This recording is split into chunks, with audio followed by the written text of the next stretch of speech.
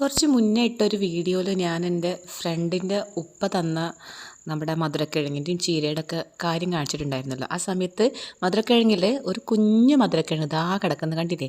ഈ കുഞ്ഞു മധുരക്കിഴങ്ങ് വെള്ളത്തിലിട്ട് കഴിഞ്ഞാൽ അത് ഗ്രോത്ത് ആവുമോ, അത് നല്ല രീതിയിൽ വളരുമോ എന്നൊക്കെ നോക്കാമെന്ന് പറയുന്നത്. കുറേ ഇൻസ്റ്റഗ്രാം റീൽസൊക്കെ കണ്ടിട്ട് നമ്മൾ ട്രൈ ചെയ്ത് നോക്കാമെന്ന് പറഞ്ഞിരുന്നു കേട്ടോ.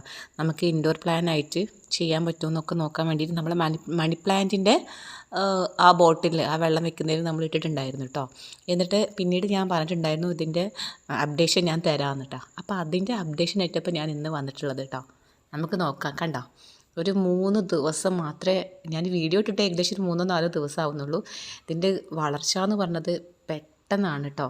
ഇതിൻ്റെ ബാക്കിയുള്ള ഒരു കഷ്ണം ഞാൻ പുറത്ത് മണ്ണിൽ വെച്ചിട്ടുണ്ടെങ്കിലും അതിന് ഒരു മാറ്റവും സംഭവിച്ചിട്ടില്ല. എങ്ങനെയുണ്ടത്? അപ്പോൾ മണ്ണില്ലെങ്കിലും വളരുമെന്ന് മനസ്സിലായല്ലോ അല്ലേ? മണ്ണിനേക്കാളും വേഗത്തിലാണ് ഈ വെള്ളത്തിലിട്ടപ്പോൾ ഇത് വളർന്നു വന്നത്.